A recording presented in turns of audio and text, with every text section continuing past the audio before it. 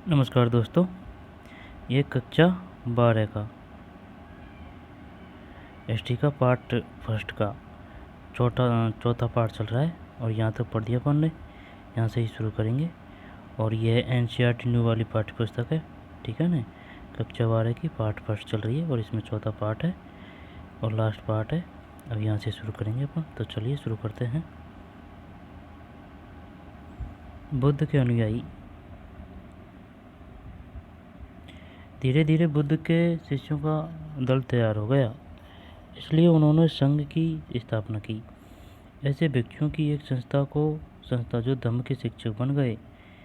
ये श्रमण एक सादा जीवन बिताते थे।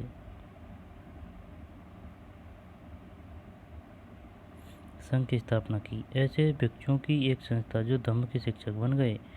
ये श्रमण एक सादा जीवन बिताते थे।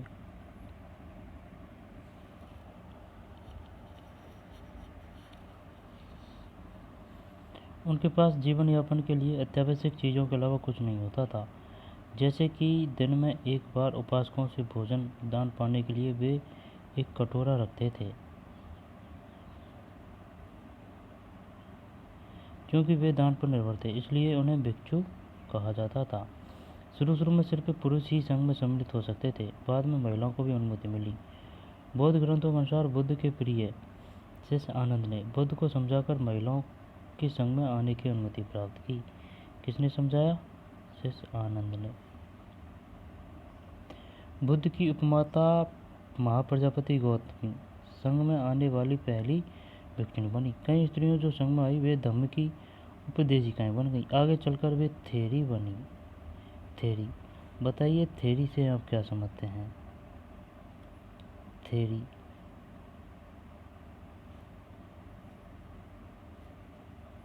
जिसका मतलब है ऐसी महिलाएं जिन्होंने निर्वाण प्राप्त कर लिया हो।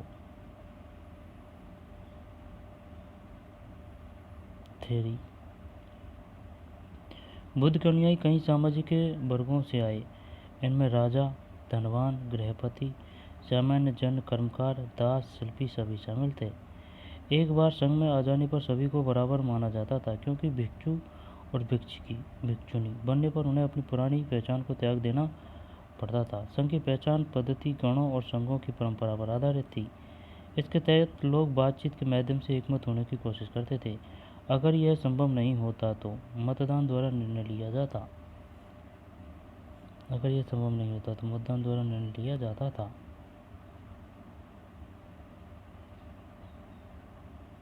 ठीक। थेरी गाथा। यह अनूठा बौद्ध ग्रंथ सुत्त पिटक का हिस्सा है। यह क्वेश्चन आ चुका है। बताइए थेरी गाथा किस ग्रंथ का हिस्सा है? सुत्त पिटक, विनय पिटक, अभिधम्म पिटक। सुत्त पिटक।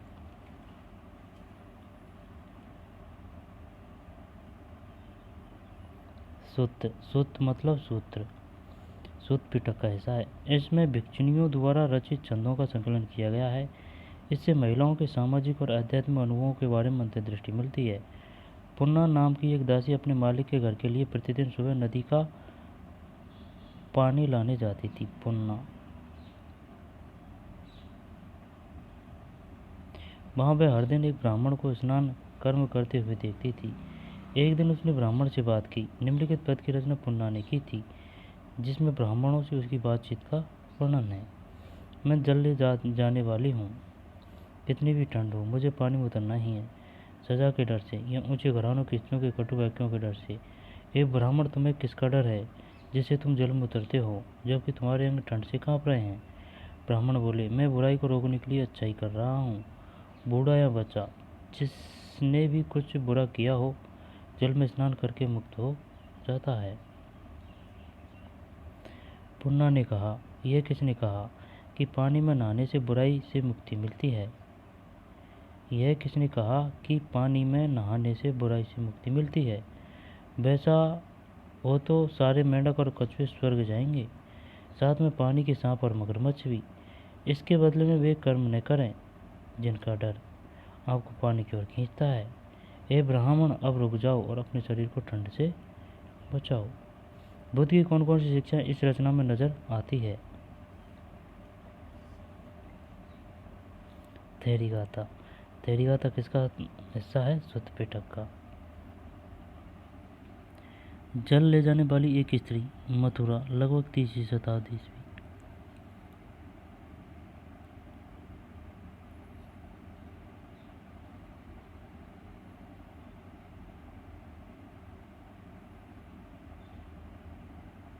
तीसरी शताब्दी ईस्वी। भिक्षुओं और भिक्षुणियों के लिए नियम। ये नियम विनय पिटक में मिलते हैं। ठीक, विनय पिटक में मिलते हैं। जब कोई भिक्षु एक नया कंबल या गलीचा बनाएगा तो उसे इसका प्रयोग कम से कम 6 वर्षों तक करना पड़ेगा। यदि 6 वर्ष से कम अवधि में वह बिना भिक्षुओं की अनुमति के एक नया कंबल या गलीचा बनवाता है, चाहे उसने अपने पुराने कंबल गलीचे को छोड़ दिया हो या नहीं, नया कंबल या गलीचा उससे ले लिया जाएगा और उसके लिए उसे अपराध स्वीकार करना होगा। यदि कोई भिक्षु किसी गृहस्थ के घर जाता है और उसे टिकिया या पके अनाज का भोजन दिया जाता है, तो यदि उसे इच्छा हो तो वह 2 से 3 कटोरा भर ही स्वीकार कर सकता है। यदि वह इससे ज़्यादा स्वीकार करता है तो उसे अपना अपराध स्वीकार करना होगा। 2 या 3 कटोरे पकवान स्वीकार करने के बाद उसे इन्हें अन्य भिक्षुओं के साथ बांटना होगा। यही सम्यक आचरण है। यदि कोई भिक्षु संघ के किसी व्यवहार में बिहार में ठहरा हुआ है, प्रस्थान के पहले अपने द्वारा बिछाए गए बिस्तर को नहीं समेटता है और नहीं समेट पाता है, या यदि वह बिना विदाई लिए चला जाता है तो उसे अपराध स्वीकार करना होगा।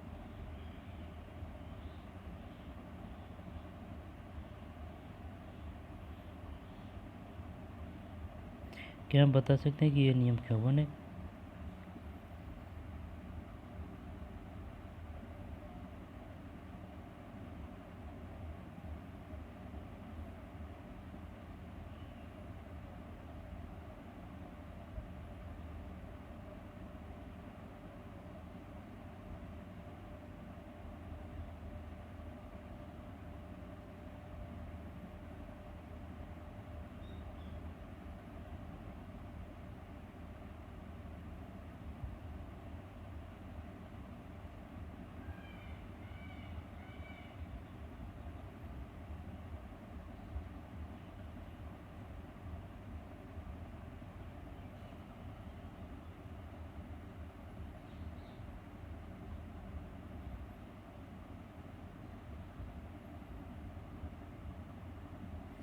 बुद्ध के जीवन काल में और उनकी मृत्यु के बाद भी बौद्ध धर्म तेजी से फैला।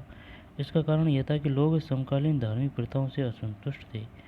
उस युग में तेजी से हो रही सामाजिक बदलावों ने उन्हें उलझनों में बांध रखा था। बौद्ध भिक्षुओं में जन्म के आधार पर श्रेष्ठता के बजाय जिस तरह अच्छे आचरण और मूल्यों को महत्व दिया गया, उससे महिलाएं और पुरुष इस धर्म की तरफ आकर्षित हुए। खुद से छोटे और कमजोर लोगों की तरफ मित्रता और करुणा के भाव को महत्व देने के आदर्श काफी लोगों को भाए।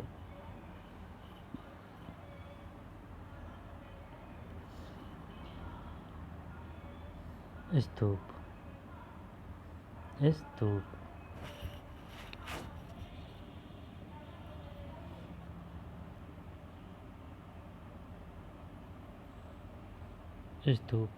हमने देखा कि बौद्ध आदर्श और व्यवहार ब्राह्मण, जैन तथा कई अन्य परंपराओं के साथ संवाद और तर्क वितर्क की प्रक्रियाओं से उभरे।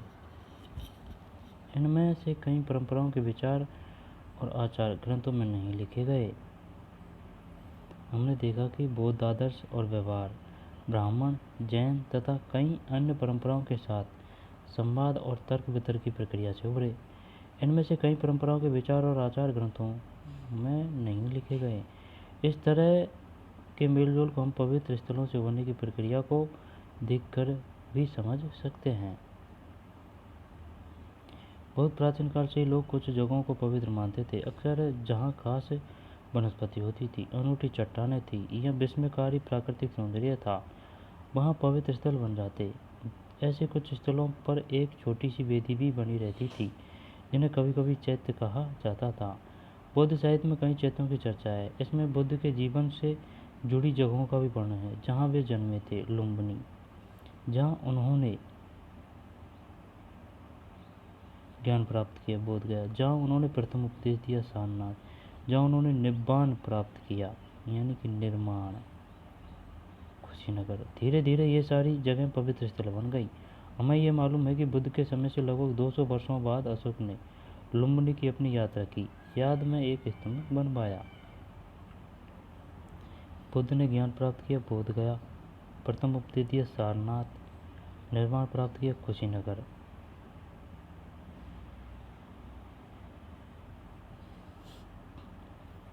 शव दाह के बाद शरीर के कुछ अवशेष टीलों पर सुरक्षित रख दिए जाते थे। अंतिम संस्कार से जुड़े ये टीले चैत्य के रूप में जाने गए।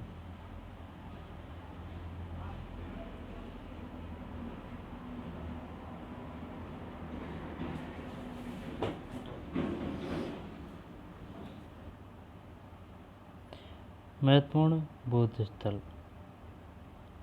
महत्वपूर्ण बौद्ध स्थल।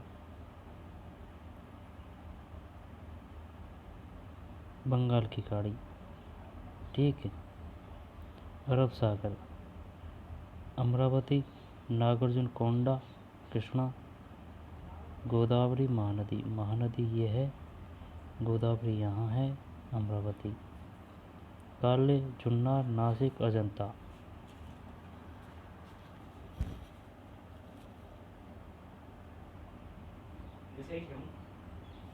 रेस, इस नक्शे को ध्यान से देखते हैं। महत्वपूर्ण बौद्ध स्थल, नीचे से शुरू करते हैं। बंगाल की खाड़ी, अमरावती, अमरावती, फिर नागार्जुन कोंडा, कृष्णा,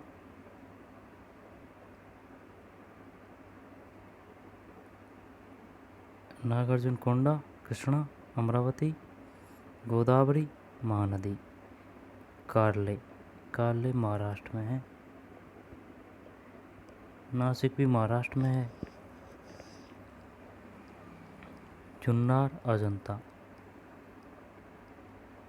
कार्ले, जुन्नार, अजंता। नर्मदा, सांची, बरहुत, बराबर, बोध गया। सारनाथ, बराबर, बोध गया, बरहुत। सारनाथ। कुशीनगर, लुम्बिनी, श्रावस्ती, गंगा, यमुना, सिंधु।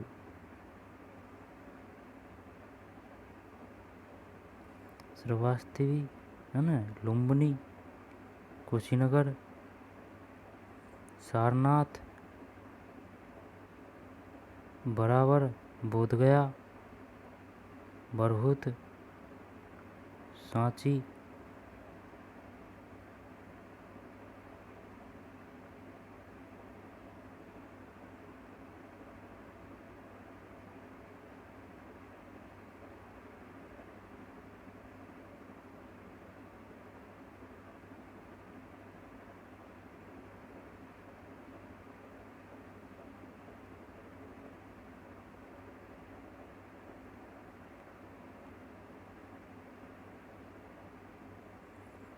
स्तूप क्यों बनवाए जाते थे, ठीक है।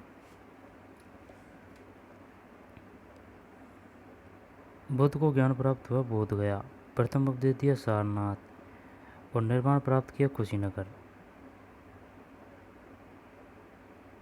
लुम्बिनी की अपनी यात्रा की याद में एक स्तंभ बनवाया। 200 वर्षों बाद अशोक ने। स्तूप क्यों बनाए जाते थे?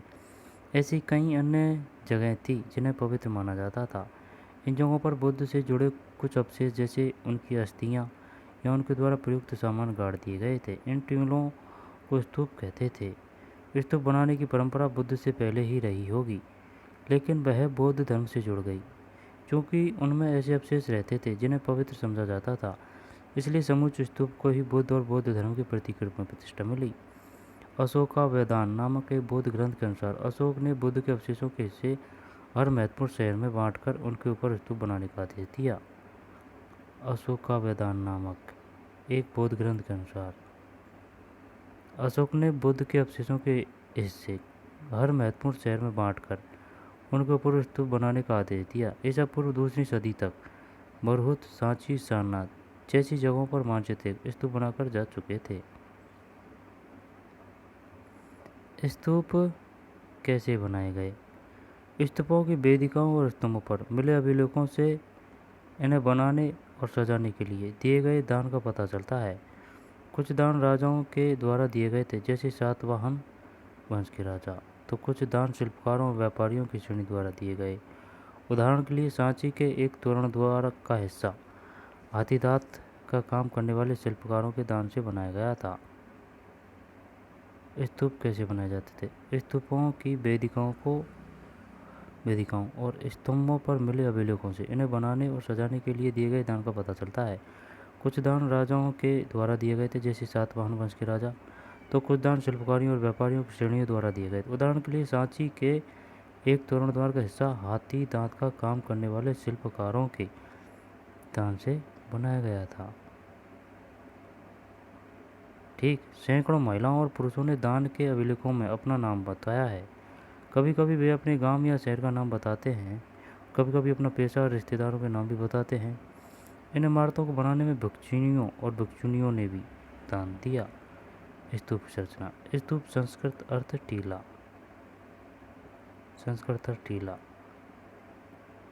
का जन्म एक गोलार्ध लिए हुए मिट्टी के टीले से हुआ, जिसे बाद में अंड कहा गया। धीरे धीरे इसकी संरचना ज़्यादा जटिल हो गई, जिसमें कई चौकोर और गोल आकारों का संतुलन बनाया गया। अंड के ऊपर एक ये आएगा हर्मिका होती थी। बताइए हर्मिका क्या है? हर्मिका, अम्बरिका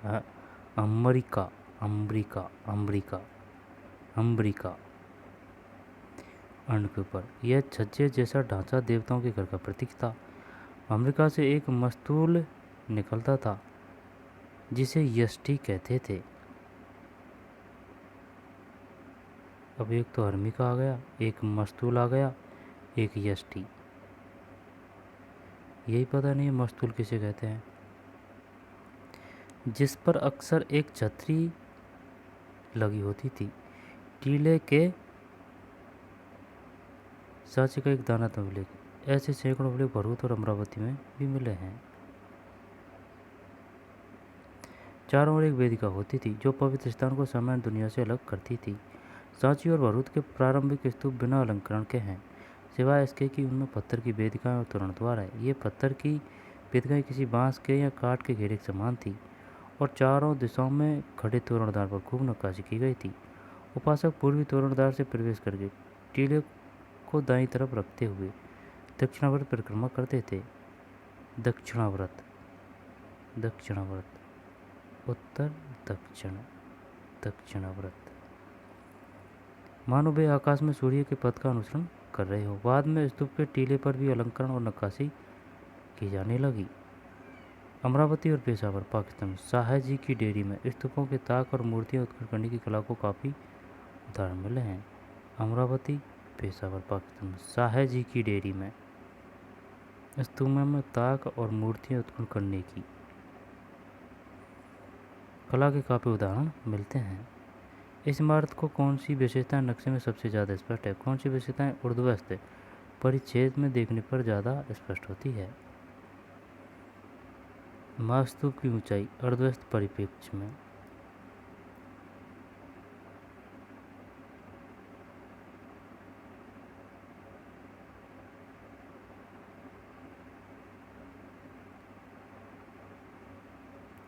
सांची के महास्तूप की योजना, यह उस इमारत का समतलीय परिप्रेक्ष्य दिखाता है।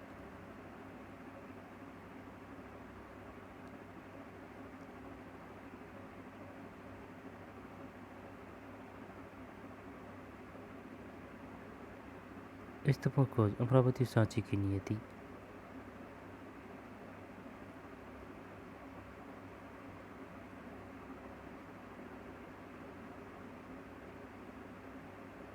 स्तूप क्यों बनाए जाते थे? ठीक, ये पढ़ना है।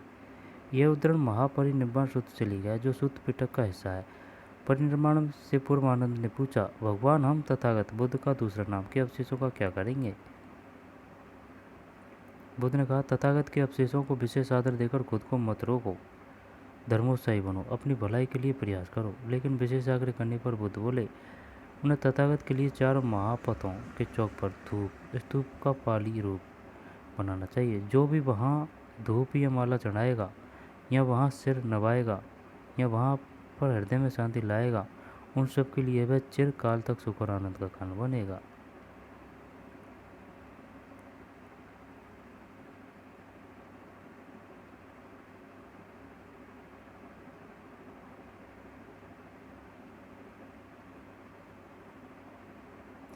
देखकर क्या आप इनमें से कुछ रीति रिवाजों को पहचान सकते हैं?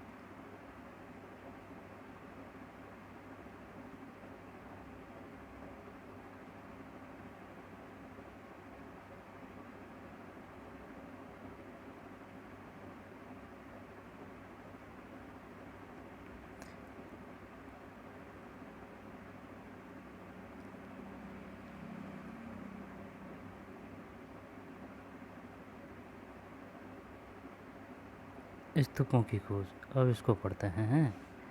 स्तूपों की खोज, अमरावती और सांची की नियति। जैसा कि हमने देखा, हर स्तूप का अपना इतिहास है। कुछ इतिहास हमें बताते हैं कि वे कैसे बने, साथ साथ इनकी खोज का भी इतिहास है। अब हम इनकी खोज के इतिहास पर एक नज़र डालें।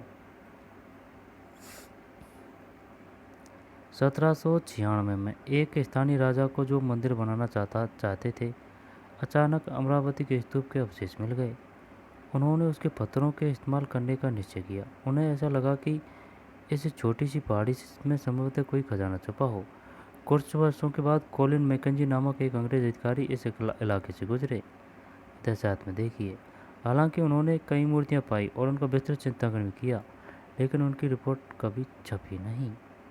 1854 में गुंटूर, आंध्र प्रदेश के कमिश्नर ने अमरावती की यात्रा की। उन्होंने कई मूर्तियां और उत्कीर्ण पत्थर जमा किए और वे उन्हें मद्रास ले गए। इन्हें उनके नाम पर एलियट संगमरमर के नाम से जाना जाता है। एलियट संगमरमर। उन्होंने पश्चिमी तोरणद्वार को भी खोज निकाला और इस निष्कर्ष पर पहुंचे कि अमरावती के स्तूप बौद्धों का सबसे विशाल और शानदार स्तूप था। 1850 ईस्वी के दशक में अमरावती के उत्कीर्ण पत्थर अलग अलग जगहों पर ले जा रहे थे। कुछ पत्थर कलकत्ता में एशियाटिक सोसाइटी ऑफ बंगाल पहुंचे। 1854 के गुंटूर यानी कि आंध्र प्रदेश के कमिश्नर ने अमरावती की यात्रा की। उन्होंने कई मूर्तियां और उत्कीर्ण पत्थर जमा किए और वे उन्हें मद्रास ले गए। इन्हें उनके नाम पर एलियट संगमरमर के नाम से जाना जाता है। उन्होंने पश्चिम तोरणद्वार को भी खोज निकाला और इस निष्कर्ष पर पहुंचे कि अमरावती का स्तूप बौद्धों का सबसे विशाल और शानदार स्तूप था। 1850 के दशक में अमरावती के उत्कीर्ण पत्थर अलग अलग जगहों पर ले जाए जा रहे थे। कुछ पत्थर कलकत्ता में एशियाटिक सोसाइटी ऑफ बंगाल पहुंचे तो कुछ मद्रास में इंडिया ऑफिस। कुछ पत्थर लंदन तक पहुंच गए। कई अंग्रेज अधिकारियों के बागों में अमरावती की मूर्तियां पाना कोई असामान्य बात नहीं थी। वस्तुतः इस इलाके का हर नया अधिकारी यह कहकर कुछ मूर्तियां उठा ले जाता था कि उसके पहले के अधिकारियों ने भी ऐसा किया। पुरातत्ववेत्ता H.L. कोल उन मुट्ठी भर लोगों में एक थे जो अलग सोचते थे। उन्हें लगा, इस देश की प्राचीन कलाकृतियों की लूट होने देना मुझे आत्मघाती और असमर्थनीय नीति लगती है। वे मानते थे कि संग्रहालय में मूर्तियों को प्लास्टर प्रतिकृतियां रखी जानी चाहिए, जबकि असली कृतियां खोज की जगह पर ही रखी जानी चाहिए। दुर्भाग्य से कोल अधिकारियों को अमरावती पर इस बात के लिए राजी नहीं कर पाए, लेकिन खोज की जगह पर ही संरक्षण की बात को सांची के लिए मान लिया गया। सांची क्यों बच गया जबकि अमरावती नष्ट हो गया? शायद अमरावती की खोज थोड़ी पहले हो गई थी। तब तक विद्वान इस बात के महत्व को नहीं समझ पाए थे कि किसी पुरातात्विक अवशेष को उठाकर ले जाने की बजाय खोज की जगह पर ही सुरक्षित रखना कितना महत्वपूर्ण है। 1818 में जब सांची की खोज हुई, इसके 3 तोरणद्वार तब भी खड़े थे, चौथा वहीं पर गिरा हुआ था और टीला भी अच्छी हालत में था। तब भी यह सुझाया गया कि तोरणद्वारों को पेरिस या लंदन भेज दिया जाए। अंततः कई कारणों से सांची का स्तूप नहीं वहीं बना रहा और आज भी बना हुआ है, जबकि अमरावती का महाचैत्य अब सिर्फ एक छोटा सा टीला है जिसका सारा गौरव नष्ट हो चुका है। तोरण का एक किस्सा। क्या आपको ऐसा लगता है कि सांची के तक्षक पटचित्र को खोलते हुए दर्शाना चाह रहे हैं?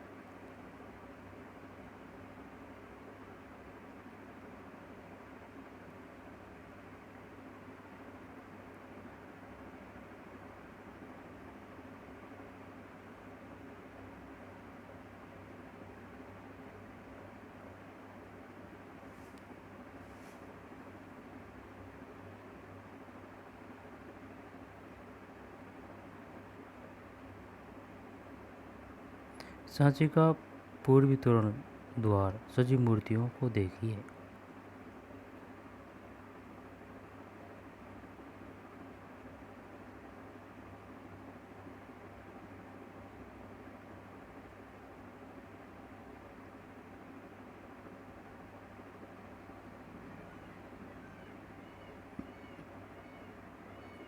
मूर्ति कला। हमने अभी अभी पढ़ा है कि किस तरह से स्तूपों से मूर्तियों को यूरोप ले जाया गया। ऐसा इसलिए हुआ क्योंकि जिन लोगों ने मूर्तियों को देखा उन्हें ये खूबसूरत और मूल्यवान लगी, इसलिए वे उन्हें अपने लिए रखना चाहते थे। आइए हम इन मूर्तियों को ध्यान से देखें। पत्थर में गढ़ी कथाएं। आपने ऐसे घुमक्कड़ कथावाचकों को देखा होगा जो अपने साथ कपड़ों या कागज़ पर बने चित्रों, चारण चित्र लेकर घूमते हैं। जब वे कहानी कहते हैं तब वे इन चित्रों को दिखाते हैं। चित्र 4.13 देखिए। पहली बार देखने पर तो इस मूर्तिकला अंश में फूस की झोंपड़ी और पेड़ वाले ग्रामीण देश का चित्र दिखता है। 4.13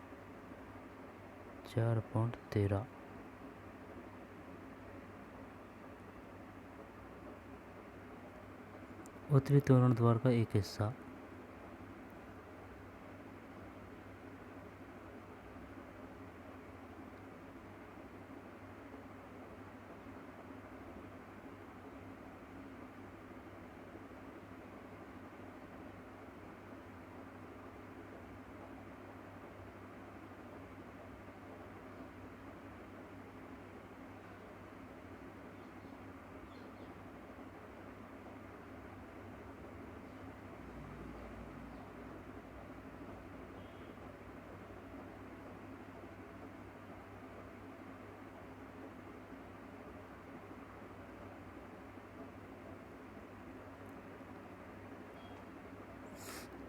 पहली बार देखने पर तो इस मूर्तिकला अंश में फूस की झोंपड़ी और पेड़ों वाले ग्रामीण देश का चित्र चढ़ता दिखता है, परंतु वे कला इतिहासकार जिन्होंने सांची की इस मूर्तिकला का गहरा चित्रण किया, इसे वेशांतर जातक से लिया गया एक दृश्य बताते हैं।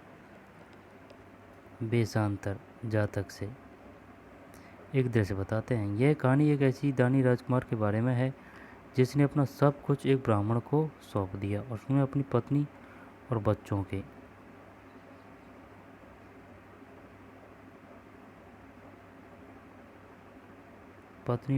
के साथ जंगल में रहने चला गया, जैसा कि इस उदाहरण से स्पष्ट है। अक्सर इतिहासकार किसी मूर्तिकला की व्याख्या लिखित साक्ष्यों के साथ तुलना के द्वारा करते हैं।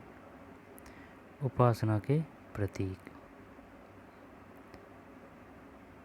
चित्र 14.4 चित्र 14.4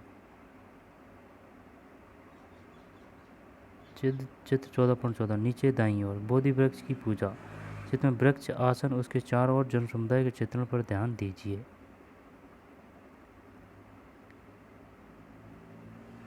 नीचे दाईं ओर ये वाला।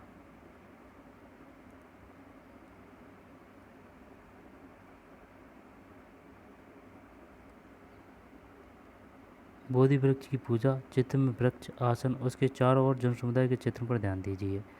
4.15 नीचे मध्य में स्तूप की पूजा। फिर है 4.16 नीचे बाईं ओर धर्मचक्र परिवर्तन।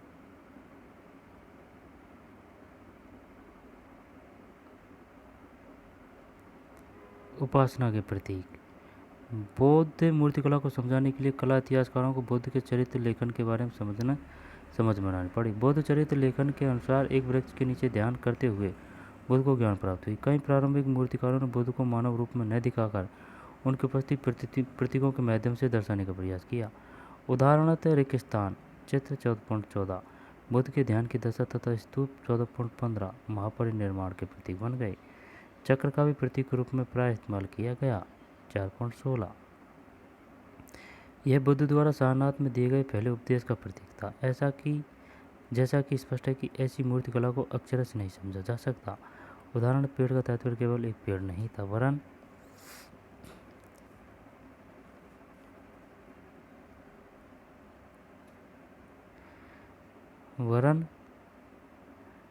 वह बुद्ध के जीवन की एक घटना का प्रतीक था। ऐसे प्रतीकों को समझने के लिए यह जरूरी है कि इतिहासकार कलाकृतियों के निर्माताओं और परंपराओं को जानें। ठीक है, वह बुद्ध के जीवन की एक घटना का प्रतीक था। ऐसे प्रतीकों को समझने के लिए यह जरूरी है कि इतिहासकार कलाकृतियों के निर्माताओं की परंपराओं को जानें। तोरण द्वार पर एक स्त्री, तोरण द्वार पर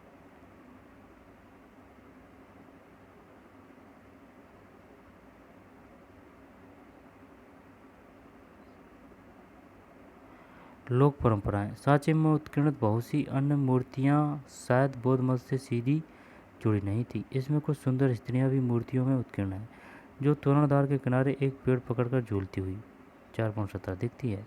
शुरू में विद्वान इस मूर्ति के महत्व के बारे में थोड़े असमंजस थे।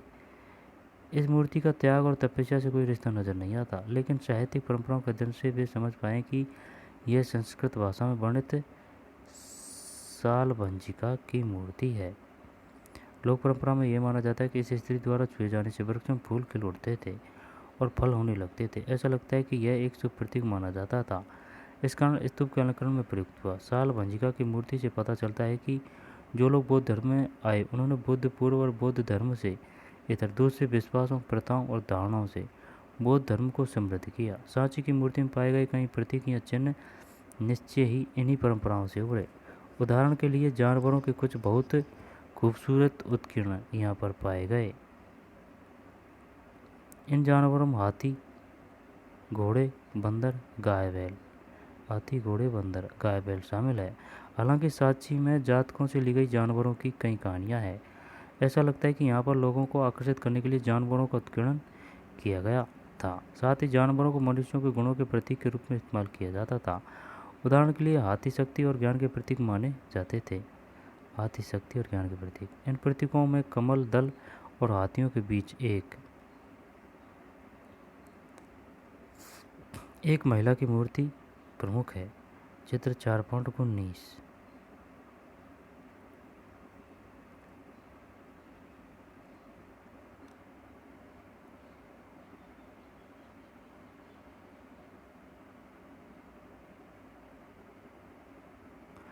यार सुंदर कलाकृति यार वार टाइम पे हैं। और ये जो हाथी हिरण का ना चित्र तो अब्बू बनाया जा रहा है, लेकिन मूर्ति ऐसी नहीं मिलेगी।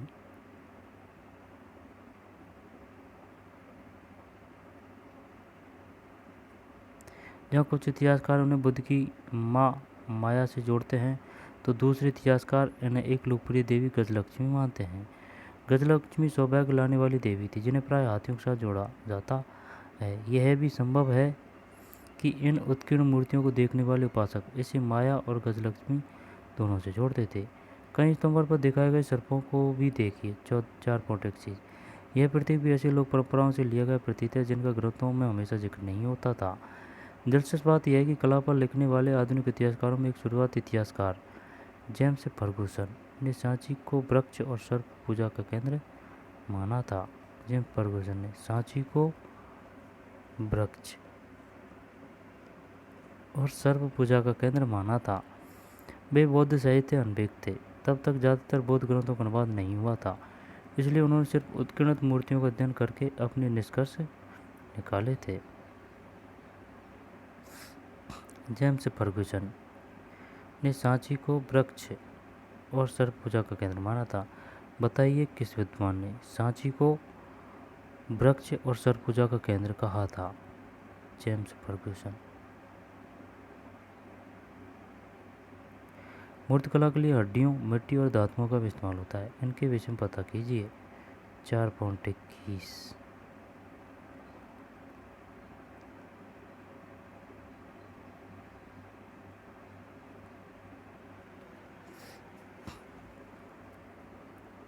अब है कौन सा? नई धार्मिक परंपराएं। अब बाकी जो रह रहे हैं उनको पढ़ते हैं, है ना। ये तो चित्र हो गया, और ये रंगीन चित्र है भाई, उस समय का देख तो। अजंता के एक चित्र में बैठे हुए व्यक्ति और उनके सेवकों पर गौर कीजिए।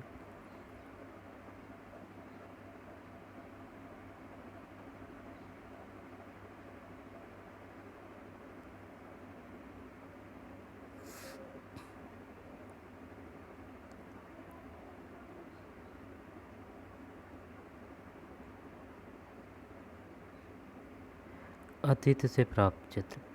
पत्थर की कलाकृति लंबे समय तक सुरक्षित बच जाती है, इसलिए इतिहासकारों को यह आसानी से उपलब्ध हो जाता है। लेकिन अतीत में चित्रकारी जैसे संप्रेषण के दूसरे माध्यम भी इस्तेमाल किए जाते थे। उनमें से जो सबसे अच्छी हालत में बचे हुए हैं वे गुफाओं की दीवारों पर बने चित्र है।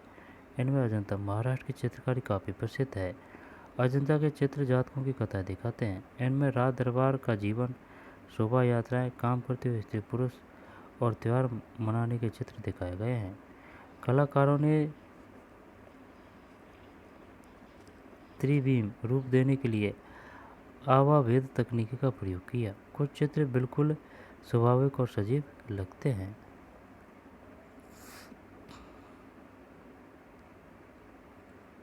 अजंता के चित्र जातकों की कथाएं दिखाते हैं। इनमें राज दरबार का जीवन, शोभा यात्राएं, काम करते हुए स्त्री पुरुष और त्यौहार मनाने के चित्र दिखाए गए हैं।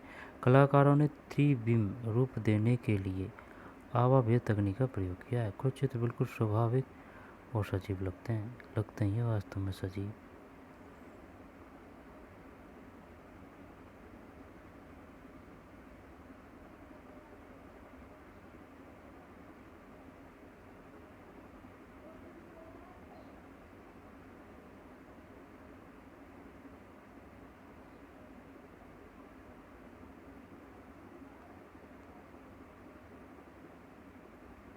नई धार्मिक परंपराएं। ठीक।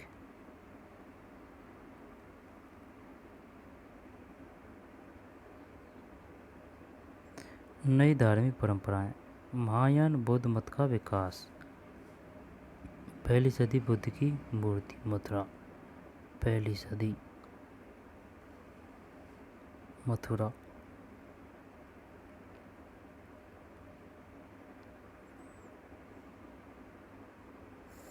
महायान बौद्ध मत का विकास। ईसा की प्रथम सदी के बाद बौद्ध अवधारणाओं और व्यवहार में बदलाव नजर आते हैं।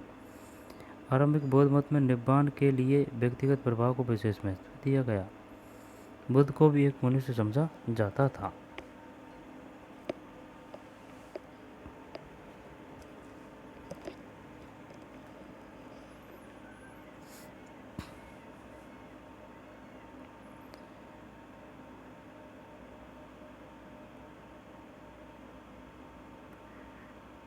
प्रारंभिक बौद्ध मत में निब्बान या निर्माण के लिए व्यक्तिगत प्रयास को विशेष महत्व दिया गया। बुद्ध को भी एक मनुष्य समझा जाता था जिन्होंने व्यक्तिगत प्रयास से प्रबोधन और निब्बान यानी कि निर्माण प्राप्त किया।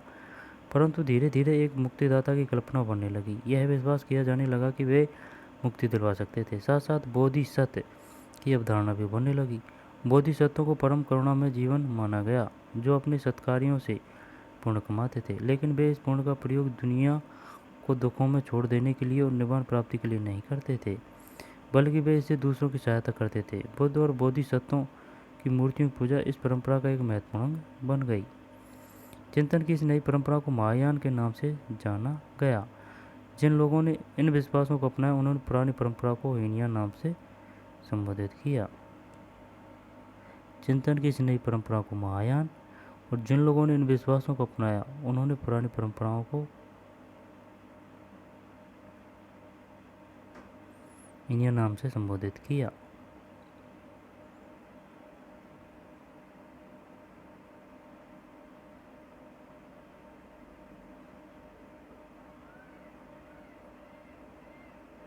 मथुरा। हीनयान या थेरवाद। महायान के अनुयायी दूसरी बौद्ध परंपराओं के समर्थकों को हीनयान के अनुयायी कहते थे। दूसरी बौद्ध परंपराओं के समर्थकों को हीनयान के अनुयायी कहते थे, लेकिन पुरातन परंपरा के अनुयायी खुद को थेरवादी कहते थे। इसका मतलब है वे लोग जिन्होंने पुराने प्रतिष्ठित शिक्षकों, जिन्हें थेर कहते थे, के बताए रास्ते पर चलने वाले। दोबारा से, महायान के अनुयायी दूसरी बौद्ध परंपराओं के समर्थकों को हीनयान के अनुयायी कहते थे, लेकिन पुरातन परंपरा के अनुयायी खुद को थेरवादी कहते थे। इसका मतलब है वे लोग जिन्होंने पुराने प्रतिष्ठित शिक्षकों, जिन्हें थेर कहते थे, के बताए रास्ते पर चलने वाले।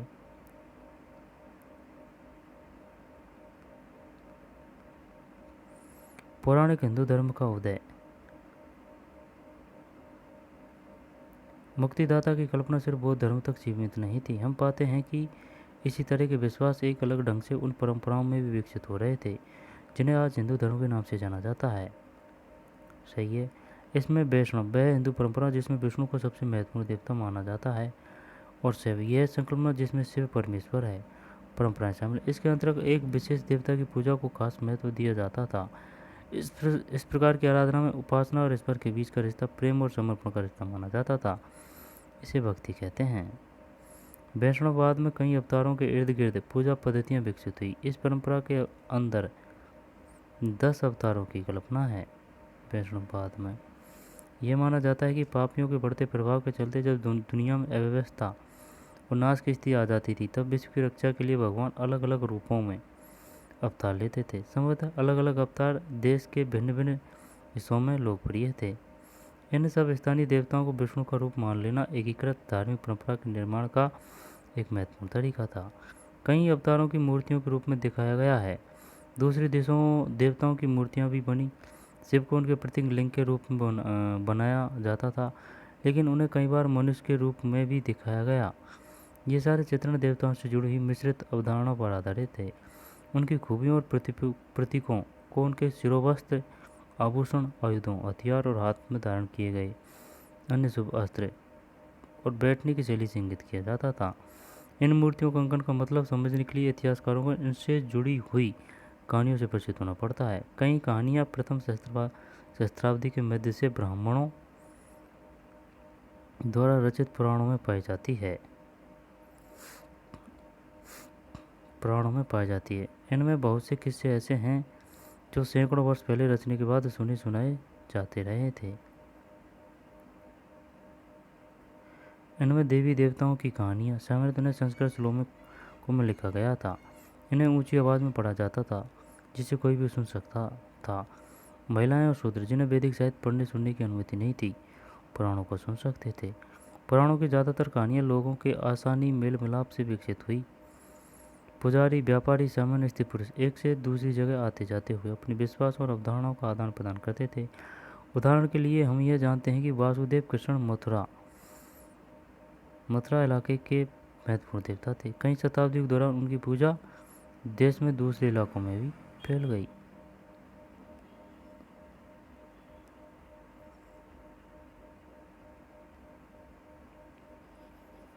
उनकी पूजा देश के दूसरे इलाकों में भी फैल गई। कलाकारों ने किस प्रकार गति को दिखाने की कोशिश की है?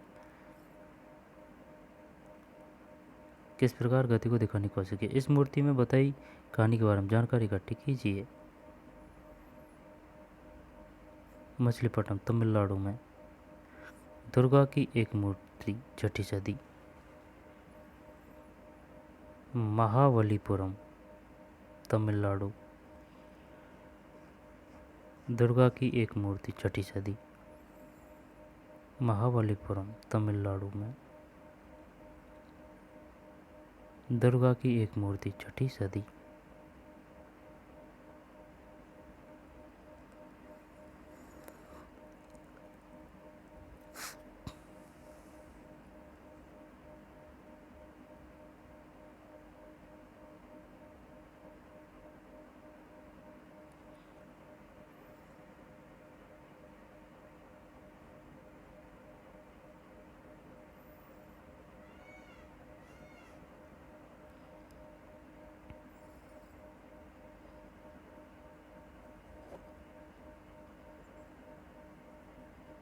महाबलीपुरम तमिलनाडु में दुर्गा की एक मूर्ति, 6ठी सदी।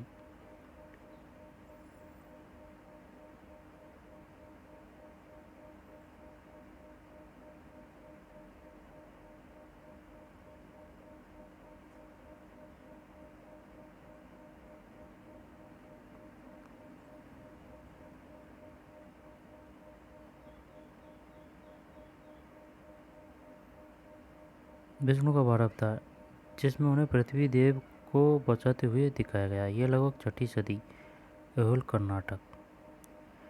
6ठी सदी, ऐहोल कर्नाटक।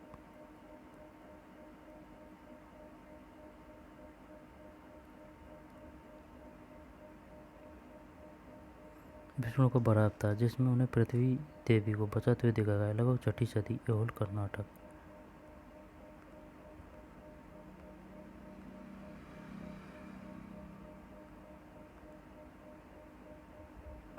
6ठी सदी।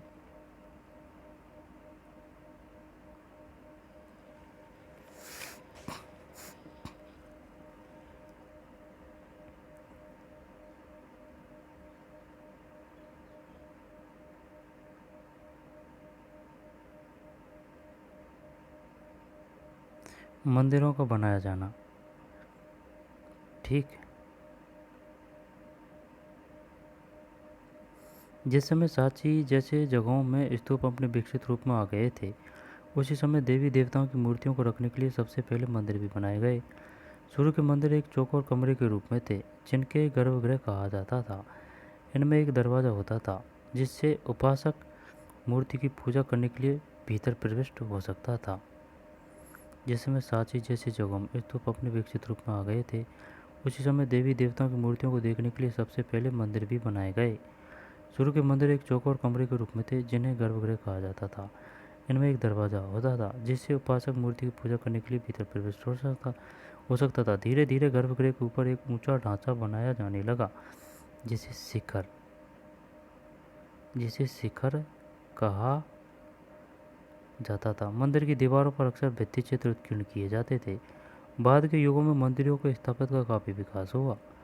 अब मंदिरों के साथ विशाल सभा स्थल, ऊंची दीवारें, तोरण भी जुड़ गए। जलापूर्ति देखिए अत्याचार का इंतजाम भी किया जाने लगा।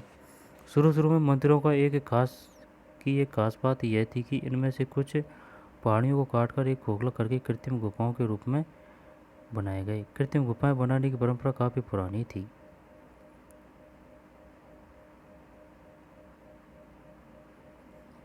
शुरू के मंदिरों की एक खास बात यह थी कि इनमें से कुछ पहाड़ियों को काटकर खोखला करके कृत्रिम गुफाओं के रूप में बनाए गए।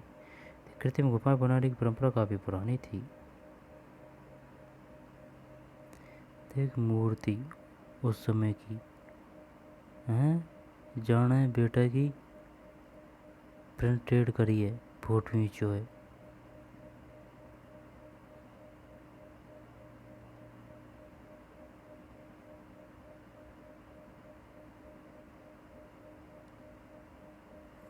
देख छोटी छोटी बारीक मूर्ति है, कितनी बारीक है ना।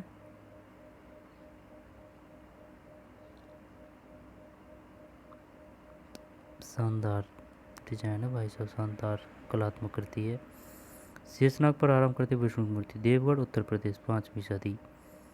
शेषनाग पर आराम करती विष्णु की मूर्ति, देवगढ़ उत्तर प्रदेश, 5वीं सदी।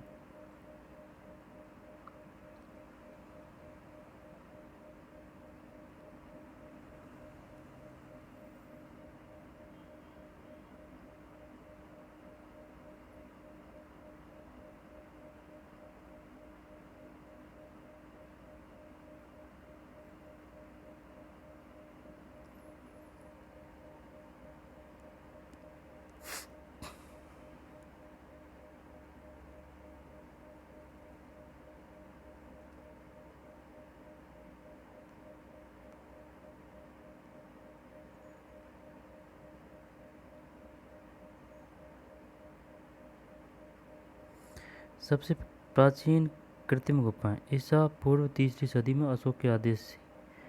सबसे प्राचीन कृत्रिम गुफाएं ईसा पूर्व 3री सदी में अशोक के आदेश से आजीवन संप्रदाय के संतों के लिए बनाई गई थी।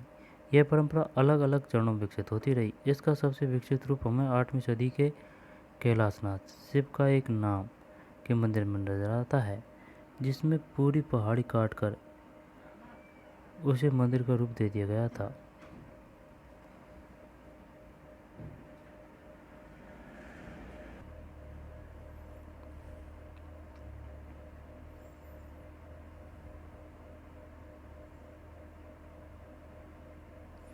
बताइए, शेषनाग पर आराम करते हुए विष्णु की मूर्ति कहाँ से मिली है?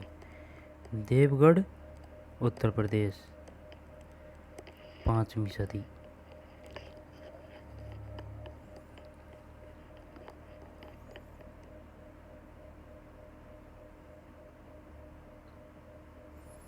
शानदार कलाकृति है भाई साहब। देख, अंगूठी भी पहना रखी है ये।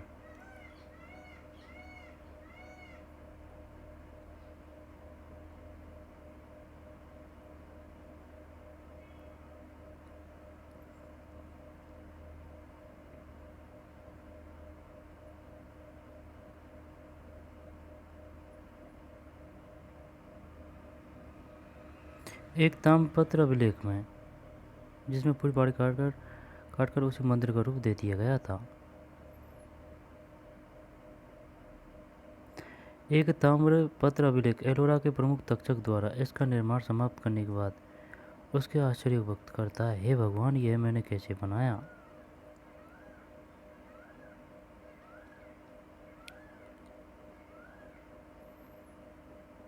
बराबर बिहार की गुफाएं, लगभग 3री सदी ईसा पूर्व।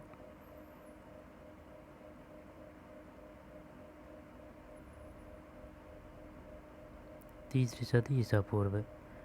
कैलाशनाथ मंदिर एलोरा, महाराष्ट्र। यह सारा ढांचा एक चट्टान काटकर तैयार किया गया है। कैलाशनाथ मंदिर एलोरा, महाराष्ट्र।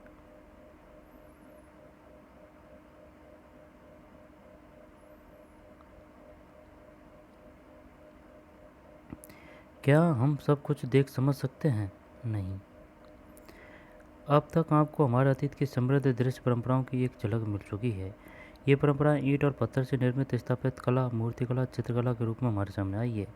हमने पाया कि समय के बहाव में बहुत कुछ नष्ट हो गया है, लेकिन जो बचा है और सुरक्षित है वह हमें इन भव्य कलाकृतियों के निर्माताओं, कलाकारों, मूर्तिकारों, राजगीरों, वास्तुकारों की दृष्टि से परिचित कराता है। लेकिन क्या हम उन संदेशों को बिना दुविधा के अपने आप समझ सकते हैं? क्या हम कभी यह पूरी तरह से समझ पाएंगे कि जो लोग इन प्रतिकृतियों को देखते और पूजते थे, उनके लिए इनका क्या महत्व था? अनजाने को समझने की कोशिश। यह स्मरणीय है कि यूरोप के विद्वानों ने 19वीं सदी में जब देवी देवताओं की मूर्तियाँ देखी तो वे उनकी पृष्ठभूमि और महत्व को नहीं समझ पाए। कई सिरों, हाथों वाली या मनुष्य और जानवर के रूपों को मिलाकर बनाई गई मूर्ति उन्हें विकृत लगती थी और कई बार वे घृणा से भर जाते थे। इन शुरू के विद्वानों ने ऐसी अजीबोगरीब मूर्तियों की समझ बनाने के लिए इनकी तुलना एक ऐसी परंपरा से की जिससे वे परिचित थे। यह थी प्राचीन यूनान की कला परंपरा। हालांकि ये प्रारंभिक भारतीय मूर्तिकला को यूनान की कला से निम्न स्तर का मानते थे। बुद्ध और बौद्धिस्ट की मूर्तियों की खोज से वे काफ़ी उत्साहित हुए। ऐसा इसलिए हुआ कि ये मूर्तियाँ यूनानी प्रतिभाओं से प्रभावित थी। ये मूर्तियाँ ज़्यादातर तक्षशिला और पेशावर जैसे उत्तर पश्चिम के नगरों में मिली थी। इन इलाकों में ईसा से 200 साल पहले भारतीय यूनानी शासकों के राज्य बनाए गए थे। ये मूर्तियाँ यूनानी मूर्तियों से काफ़ी मिलती जुलती थी। चूँकि ये विद्वान यूनानी परंपरा से परिचित थे, इसलिए उन्होंने इन्हें भारतीय मूर्तिकला का सर्वश्रेष्ठ नमूना माना। परिणामतः इन विद्वानों ने इस कला को समझने के लिए एक तरीका अपनाया जो हम सब अक्सर अपनाते हैं, परिचित चीज़ों के आधार पर अपरिचित चीज़ों को समझने का पैमाना तैयार करना। गांधार का एक बोधिसत्व, उनके कपड़ों और केश विन्यास पर ध्यान दीजिए। गांधार का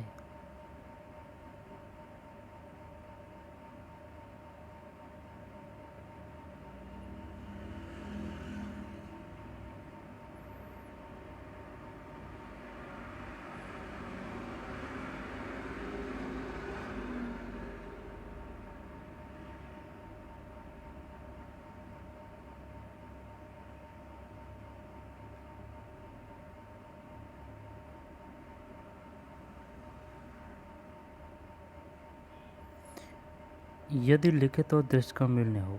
एक और समस्या पर नज़र डाली। हमने पाया कि किसी मूर्ति का महत्व और संदर्भ समझने के लिए कला के इतिहासकार अक्सर लिखित ग्रंथों में जानकारी इकट्ठी करते हैं। भारतीय मूर्तियों की यूनानी मूर्तियों से तुलना कर निष्कर्ष निकालने की अपेक्षा यह निश्चय ही ज़्यादा बेहतर तरीका है, लेकिन यह बहुत आसान नहीं। इसका सबसे दिलचस्प उदाहरण है महाबलीपुरम, तमिलनाडु में एक विशाल चट्टान पर उत्कीर्ण मूर्तियाँ।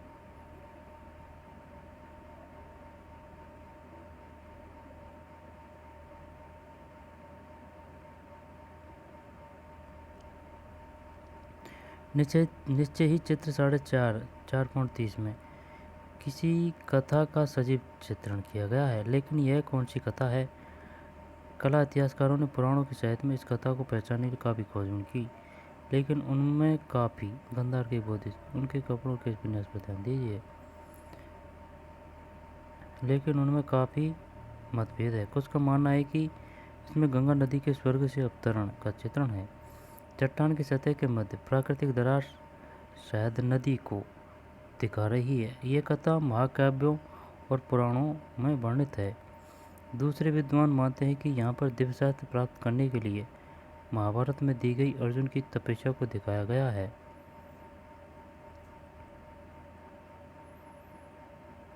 वे मूर्तियों के बीच एक साधु को केंद्र में रखने जाने की बात को महत्व देते हैं।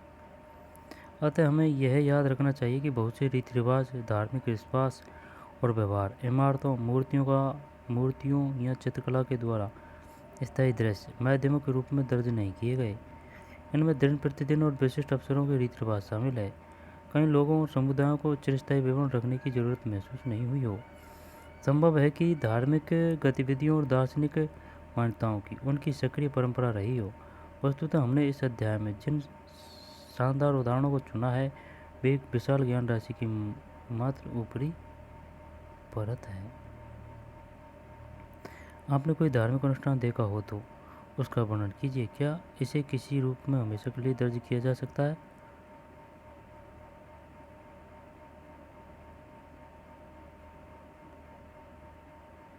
महाबलीपुरम की एक मूर्ति।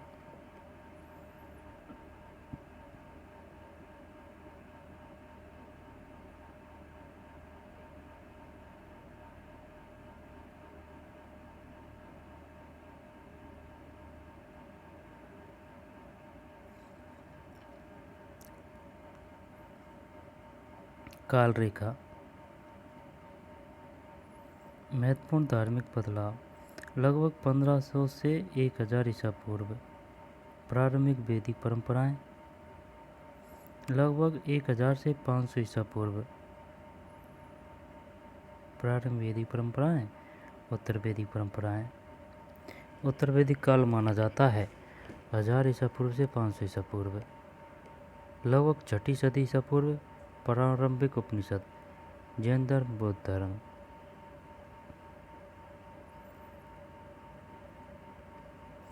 लगभग 6ठी सदी ईसा पूर्व। प्रारंभिक उपनिषद, जैन धर्म और बौद्ध धर्म।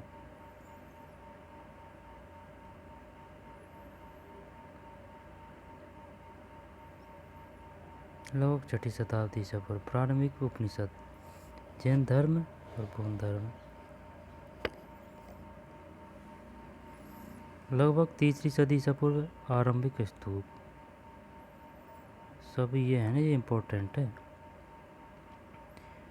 क्वेश्चन आएगा, बताइए उत्तर वैदिक का काल था 1000 से 500 ईसा पूर्व। प्रारंभिक वैदिक परंपराएं 1500 1000 ईसा पूर्व। लगभग 3री सदी ईसा पूर्व। आरंभिक स्तूप।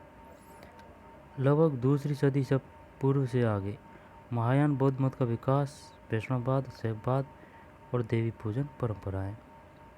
लगभग 2री सदी ईसा पूर्व से आगे महायान बौद्ध मत का विकास, वैष्णववाद, शैववाद और देवी पूजन परंपराएं।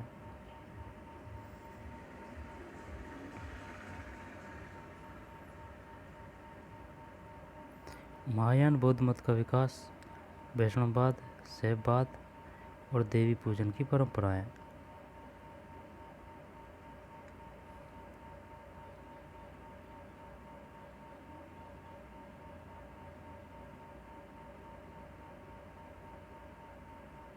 महायान बौद्ध मत का विकास, वैष्णववाद, शैववाद और देवी पूजन परंपराएं। लगभग 3री सदी ईस्वी। सबसे पुराने मंदिर।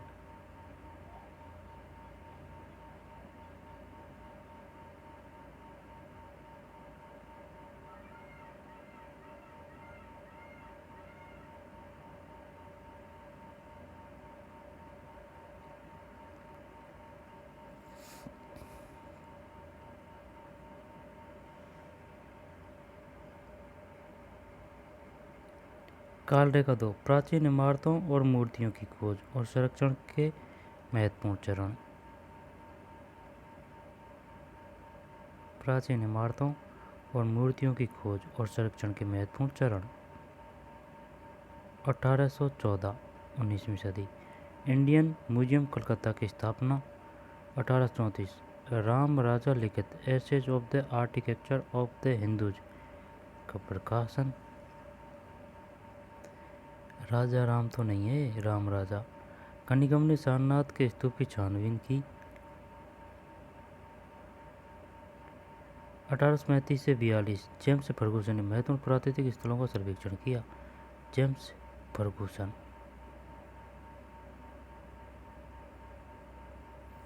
1851, गवर्नमेंट म्यूजियम मद्रास की स्थापना। 1851 में होगी भाई। 1854, अलेक्जेंडर कैनिगम ने बेलसा टॉप्स लिखी, जो सांची पर लिखी गई सबसे प्रारंभिक पुस्तकों से एक है। बेलसा टॉप्स। 1878, राजेंद्र लाल मित्र की पुस्तक बुद्ध गया द हेरिटेज ऑफ द सैक्रिमनी का प्रकाशन। राजेंद्र लाल मित्र। 1880, H.L. कोल को प्राचीन इमारतों का संग्रहाध्यक्ष बनाया गया। H.H. कोल को। 1888, ट्रेजर ट्रोव एक्ट बनाया गया। इसके अनुसार सरकार पुरातत्व महत्व की किसी भी चीज को हस्तगत कर सकती थी।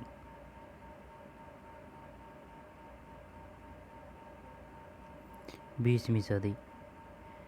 1914, जॉन मार्शल और एल्फ्रेड भूसे की द मॉन्यूमेंट ऑफ सांची पुस्तक का प्रकाशन। जॉन मार्शल पुस्तक कंजर्वेशन मैनुअल का प्रकाशन। 1955, प्रधानमंत्री जवाहरलाल नेहरू ने राष्ट्रीय संग्रहालय नई दिल्ली की नींव रखी। 1989, सांची को विश्व कला दाय स्थान घोषित किया गया।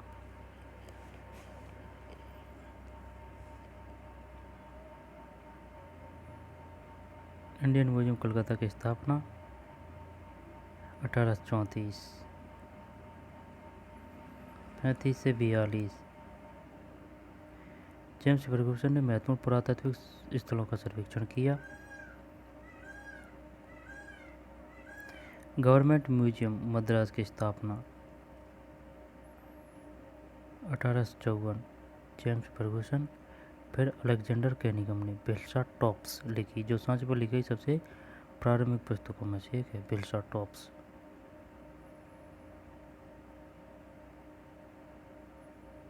राजेंद्र लाल मित्र की पुस्तक बुद्ध गया द हेरिटेज ऑफ सैक्रिमनी का प्रकाशन। 78, 1880, H.H. कोल को प्राचीन इमारतों का संग्रहाध्यक्ष बनाया गया।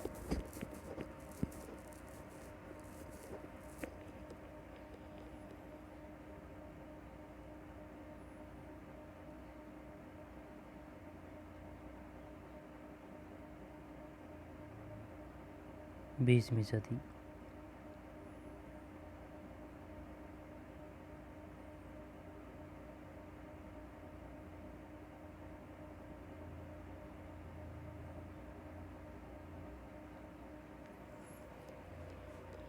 ठीक।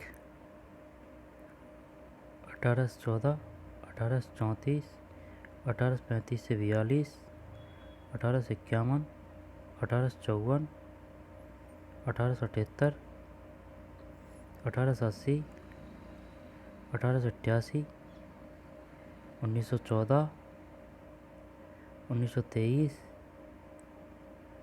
जॉन मार्शल पुस्तक कंजर्वेशन मैनुअल प्रकाशन। 1955 और 1989। अब उत्तर है, प्रश्न दीजिए। लगभग 100 से 150 शब्दों में। क्या उपनिषदों के दार्शनिकों के विचार नियतिवादों और भौतिकवादियों से भिन्न थे? अपने जवाब के पक्ष में तर्क दीजिए। जैन धर्म की महत्वपूर्ण शिक्षाओं को संक्षेप में लिखिए। सांची के स्तूप के संरक्षण में भोपाल की बेगमों की भूमिका की चर्चा कीजिए।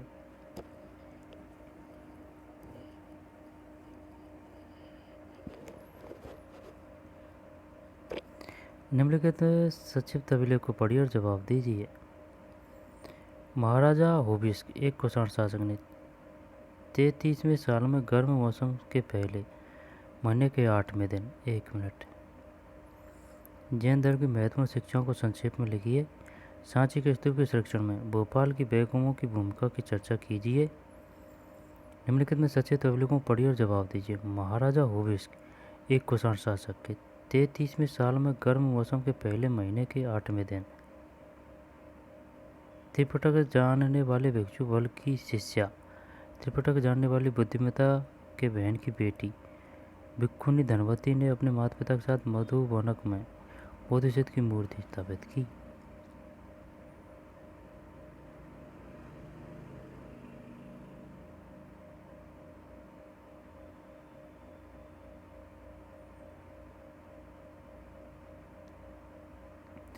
धनवती ने अपने अभिलेख की तारीख कैसे निश्चित की? आपके अनुसार उन्होंने बोधिसत्व की मूर्ति क्यों स्थापित की? वे अपने किन रिश्तेदारों का नाम लेती है? वे कौन से बौद्ध ग्रंथों को जानती थी?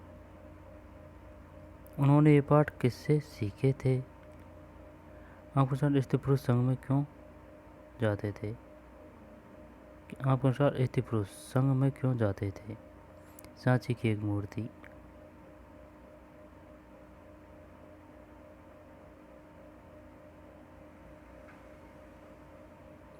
ये ऐसा लग रहा है कि ये जंगली बिल्ली हो।